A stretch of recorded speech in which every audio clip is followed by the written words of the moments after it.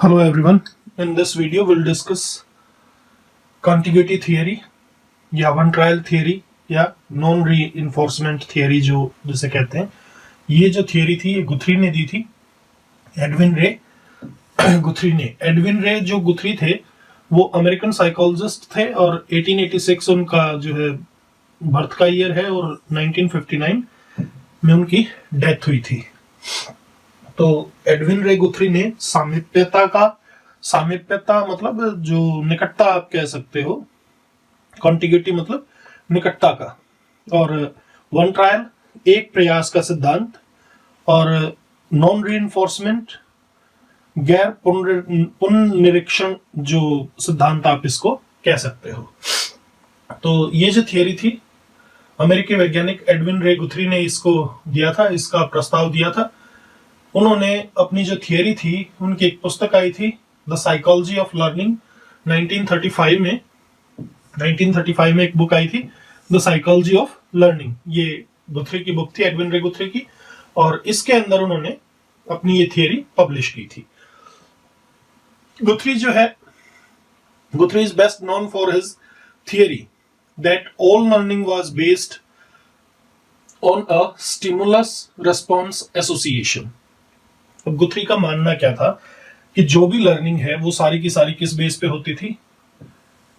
SR association के ऊपर। SR association that means stimulus response association. उनका जो जुड़ाव होता था स्टिमुलस और रिस्पॉन्स का, जो एसोसिएशन होती थी उनकी, उससे सारी की सारी लर्निंग जो है गुथरी के अनुसार होती थी। Guthrie's theories went against those of Pavlov's classical conditioning and Skinner's operant conditioning, due mainly to Guthrie's insistence that their desire for results of immediate practical application led to their theories being wrong. अब देखिए, इसकी जो theory थी वो Skinner की operant conditioning वाली और पेवलव की जो क्लासिकल कंडीशनिंग वाली उनके अगेंस्ट थी। क्यों थी? क्योंकि इन्होंने ये इंसिस्ट किया था, ये माना था पूरी तरह से कि उनकी जो डिजायर थी इमीडिएट प्रैक्टिकल एप्लीकेशन के रिजल्ट की, वो उनकी थियरी को रॉन्ग वे में ले गई। किनकी थियरी को? पेवलव की और स्किनर की थियरी को। Guthrie's learning theory is called one trial learning. जो गुथरी की थियरी है, लर्निंग थियरी, उसे वन ट्रायल लर्निंग थियरी कहते हैं, या मैंने जो आपको दूसरे नाम बताए कॉन्टिग्यूटी थियरी सामीप्यता का, और नॉन रीइंफोर्समेंट थियरी भी कहते हैं। वन ट्रायल तो कहते हैं। Guthrie's theory states that all learning is done within a single exposure to a situation.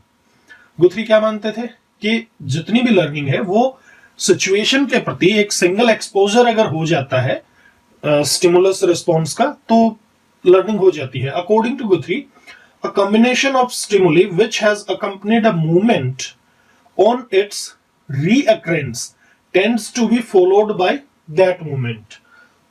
गुथरी ये मानते थे कि जो उद्दीपकों का एक संयोजन होता है जिसके बाद एक मूवमेंट होता है, तो अगर उस चीज को रिपीट किया जाएगा, दोहराया जाएगा, तो वही मूवमेंट जो है, वही जो प्रतिक्रिया होगी वही दोबारा भी होगी।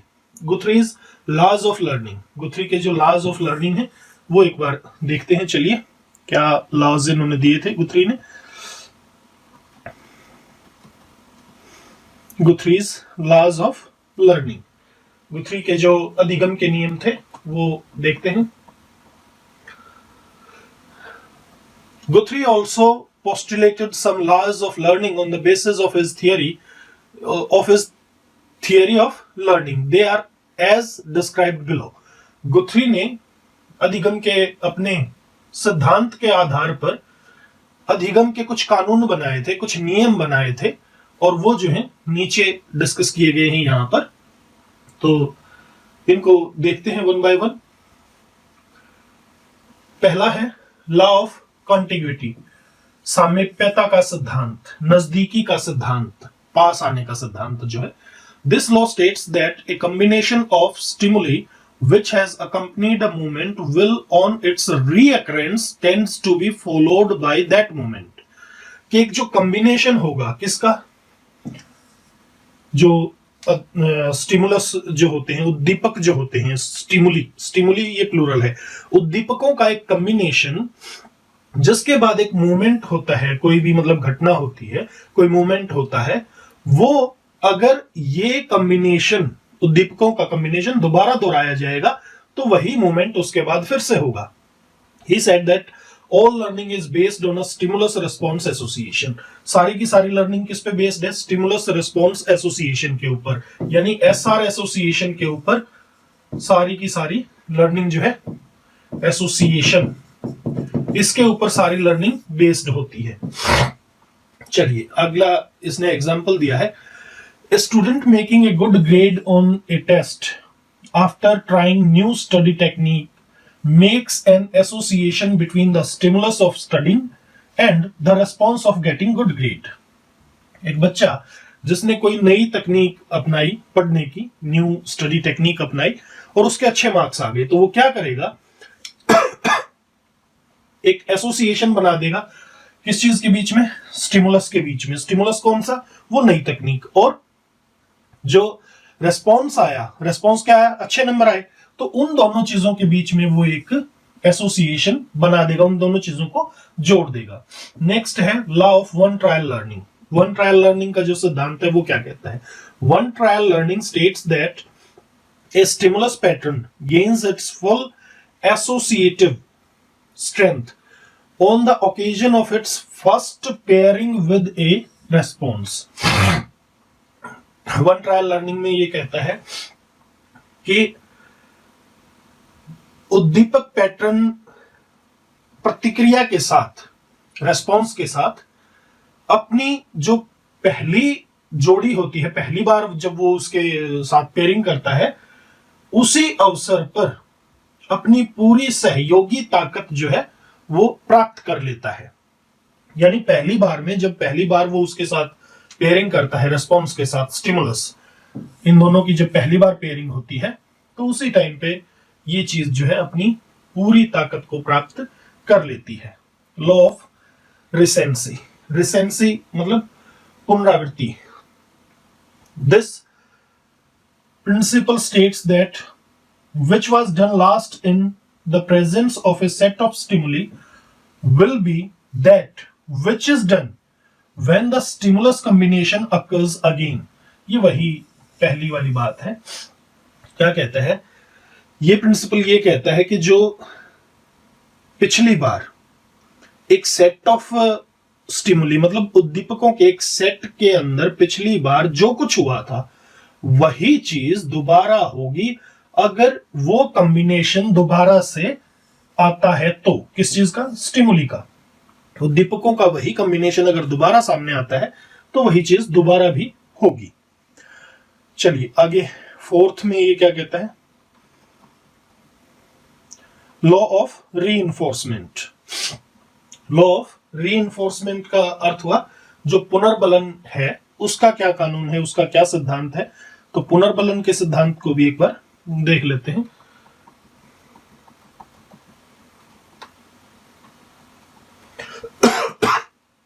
Law of reinforcement.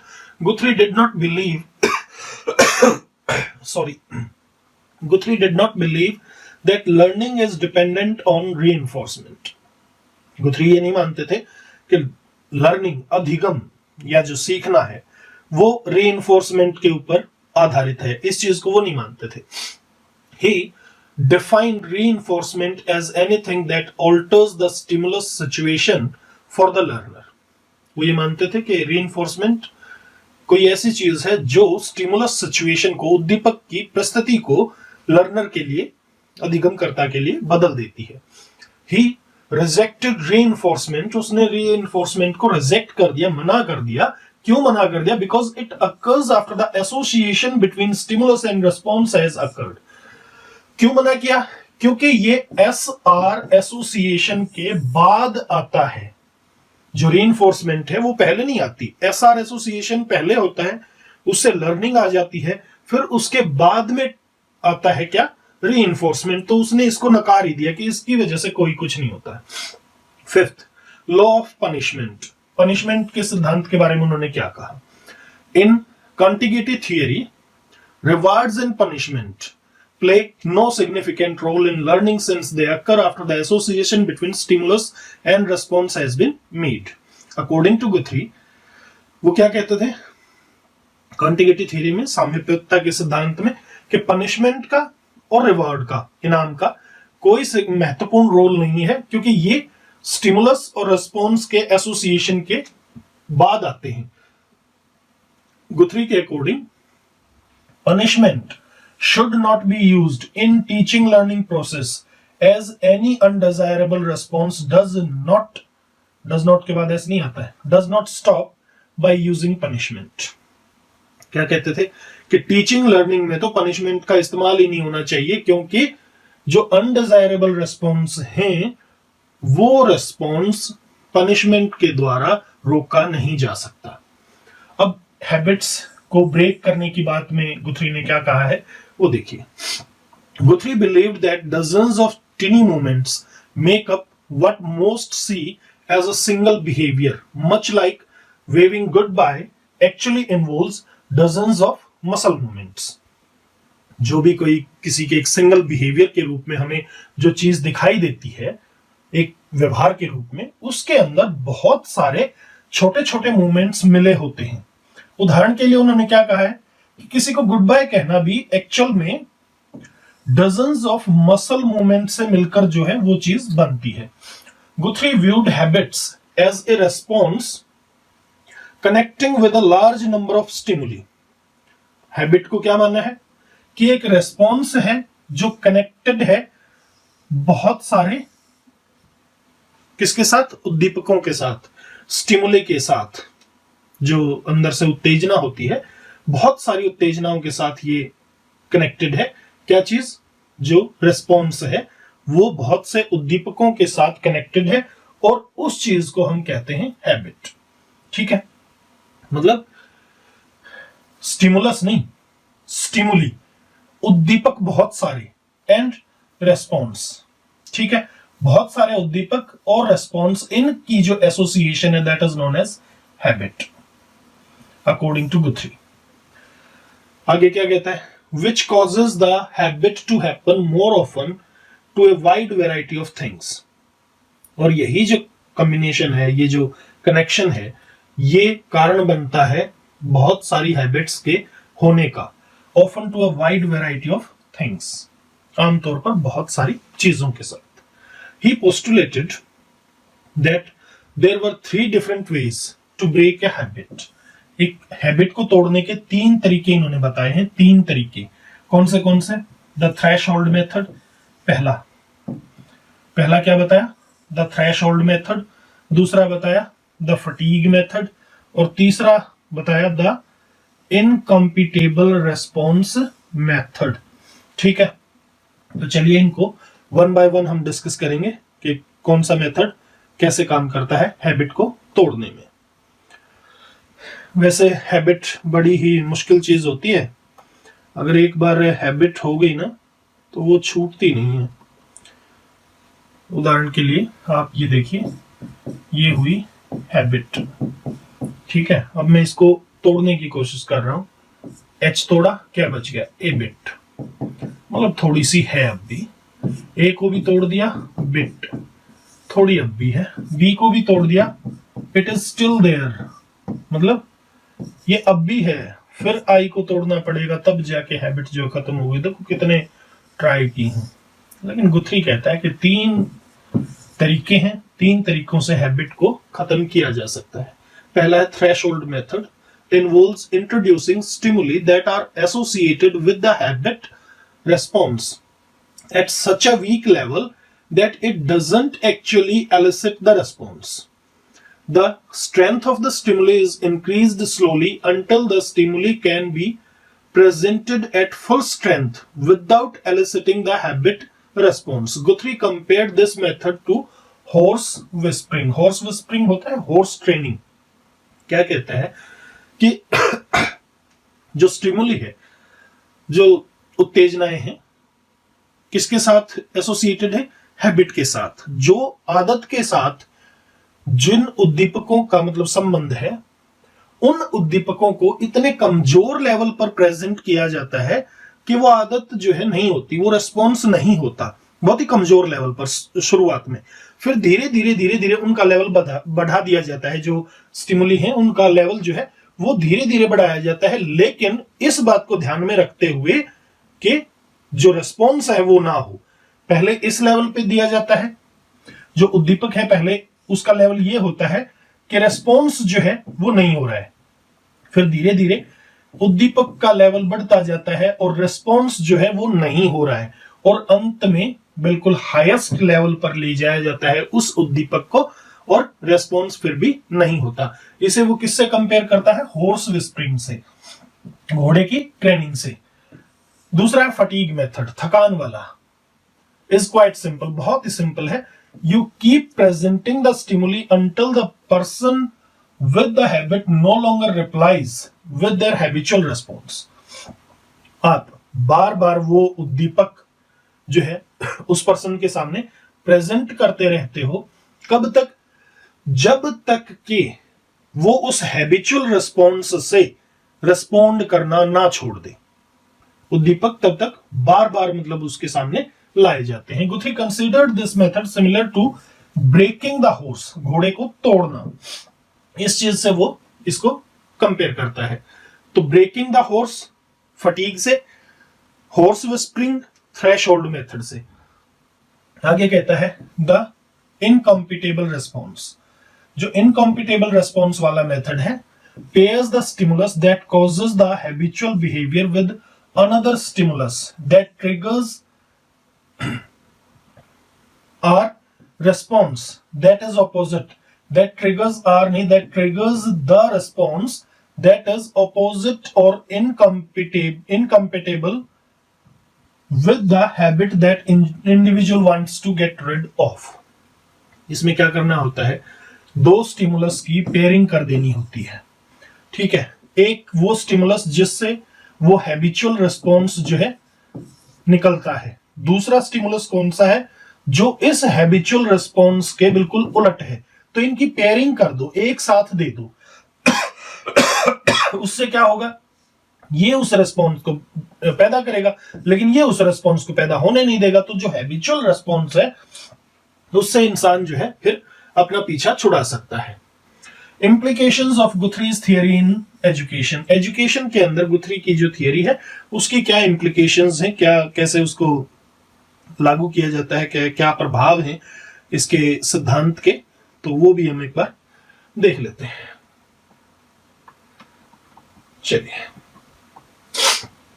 गुथरी acknowledged the use of reinforcement and rewards, but he did not deem them necessary for learning। गुथरी ने जो reinforcement और reward है उसके यूज को माना तो है, लेकिन उसे जरूरी नहीं कहा लर्निंग के लिए, कि लर्निंग के लिए ये चीजें जरूरी हैं, ये नहीं माना है। महत्व को माना है, लेकिन ये चीजें जरूरी हैं ये नहीं माना है। He believed that organisms played a larger part in their learning when developing habits and skills due to movement produced stimuli। जो movement produced stimuli हैं, ऐसे उद्दीपक जो movement produced हैं, उनकी वजह से जो हैबिट्स और स्किल्स कोई भी इंसान सीखता है उसके अंदर जीव का अपना बहुत बड़ा रोल होता है। यानी वो इंसान अपना खुद का बहुत बड़ा रोल उसमें निभाता है, इंसान अपने आप जो है उस चीज को सीखता है। ये गुथरी का मानना था। Therefore he asserts that the students do not learn from what the teacher does but from what they do themselves। इसीलिए उनका ये मानना था कि बच्चे उस चीज से नहीं सीखते जो टीचर उनको सिखाता है, या जो टीचर करता है जो काम टीचिंग का, या जो भी काम मतलब क्लास में टीचर करता है, उस चीज से बच्चे नहीं सीखते। बच्चे उस चीज से सीखते हैं जो वो खुद करते हैं, ठीक है। In other words, students do not learn something merely by hearing or reading it. Rather, the information must elicit an active response in the learner। जो इंफॉर्मेशन है उसे लर्नर के अंदर एक्टिव रेस्पॉन्स जगाना चाहिए, तब वो सीखेगा, ना कि सिर्फ सुनने या पढ़ने से कोई भी बच्चा जो है नहीं सीखता। स्टूडेंट सुनने और पढ़ने से नहीं सीखता। स्टूडेंट किस चीज से सीखता है कि उस इंफॉर्मेशन को, जो इंफॉर्मेशन उसको दी गई है, वो इंफॉर्मेशन उस बच्चे के अंदर एक एक्टिव रेस्पॉन्स को जागृत कर दे, तब जो है बच्चा सीख पाएगा। He believed that the ideal school environment is one that permits freedom of responsible action. Ideal school environment कौन सा है? जो फ्रीडम ऑफ रेस्पॉन्सिबल एक्शन की इजाजत देता है, वो आइडियल है, वो मतलब सही गुथरी के अनुसार जो है स्कूल का एनवायरनमेंट है। He advocated for an environment that does not repress individual differences but rather appreciates them and allows the students as much self-direction as possible. वो ऐसे एनवायरनमेंट की वकालत करता है जो इंडिविजुअल जो डिफरेंसेस होते हैं, व्यक्तिगत जो भिन्नताएं होती हैं, उनको दबाए ना, बल्कि उनको अप्रिशिएट करे, उनको अच्छा बताए और स्टूडेंट्स को अलाउ करे कि वो सेल्फ डायरेक्शन जितनी हो सकती है उतनी करें। मतलब हर बच्चा देखो हर काम को अलग तरीके से करता है, तो गुथरी कहता है कि हर बच्चे को उसके हिसाब से काम करने दिया जाए। यहां पर वो कहता है कि जो सेल्फ इंडिविजुअल डिफरेंसेस हैं, सेल्फ डिफरेंस नहीं, इंडिविजुअल जो डिफरेंसेस हैं, उन डिफरेंसेस को दबाया नहीं जाना चाहिए, ये गुथरी का मानना था। Guthrie described that an effective teacher would be one that would modify and revise the content of their lessons because students are dynamic in their learning and are constantly organizing and recognizing experiences. तो गुथरी ने ये वर्णन किया है कि एक प्रभावी शिक्षक वह होगा जो अपने स्टूडेंट्स के पाठों की जो सामग्री है उसको संशोधित करेगा, क्योंकि छात्र अपनी शिक्षा में गतिशील होते हैं और लगातार अनुभवों को समायोजित और पुनर्गठित करते रहते हैं। आगे कहता है, The applications of Guthrie's theories have carried on to present education practices. The applications of Guthrie's theories have carried on to present education practices. In his book Educational Psychology 1950, he asserted that effective study skills included a clear goal, mastery of fundamentals, and acknowledge of learning phenomena, concentration and practice. गुथरी के सिद्धांतों के अनुप्रयोगों ने शिक्षा की जो theories हैं उनको प्रस्तुत किया है, और उनकी जो बुक थी एजुकेशनल साइकोलॉजी 1950, इसके अंदर उन्होंने जोर देकर कहा कि प्रभावी अध्यापन कौशल में एक स्पष्ट लक्ष्य, बुनियादी सिद्धांतों की निपुणता और सीखने की घटना, एकाग्रता और अभ्यास का ज्ञान, ये चीजें जो हैं शामिल होती हैं। Guthrie also advocated for making clear objectives for student learning by connecting the target response to the educational stimulus. Although he believed in one trial learning, Guthrie valued practice in the classroom. The purpose of practice is to ensure that students continue to learn the material because of the uniqueness of each learning experience. He asserted that distributed or spaced practice is the most effective and efficient method of learning and retaining content. गुथरी ने जो शैक्षिक उद्दीपक है उसको लक्षित प्रतिक्रिया से जोड़कर छात्र के सीखने के लिए स्पष्ट उद्देश्यों के लिए भी वकालत की। हालांकि वो जो एकल प्रयास है, एकल प्रयास जो सिद्धांत है उसमें विश्वास रखते थे, अधिगम के उस सिद्धांत में विश्वास रखते थे, लेकिन गुथरी ने क्लास में अभ्यास की जो सराहना है वो भी की। अभ्यास का उद्देश्य यह सुनिश्चित करना है कि छात्र प्रत्येक सीखने के अनुभव की विशिष्टता के कारण सामग्री को रीलर्न करना जारी रखे। उन्होंने जोर देकर कहा कि जो डिस्ट्रीब्यूटेड या स्पेस्ड अभ्यास सामग्री है उसको सीखने और बनाए रखने के लिए सबसे प्रभावी और कुशल तरीका है, यानी अधिगम के लिए, लर्निंग के लिए, और उसको अधिगम को बनाए रखने के लिए सबसे सही तरीका क्या है? डिस्ट्रीब्यूटेड या स्पेस्ड प्रैक्टिस, ये सबसे इफेक्टिव तरीका है। तो नेक्स्ट है साइन लर्निंग थियरी, ये हम नेक्स्ट वीडियो में करेंगे। गुथरी की थियरी यहां तक जो है हमारी कंप्लीट होगी। नेक्स्ट वीडियो में देखेंगे sign learning theory. Till then bye bye, have a nice time, thanks for watching.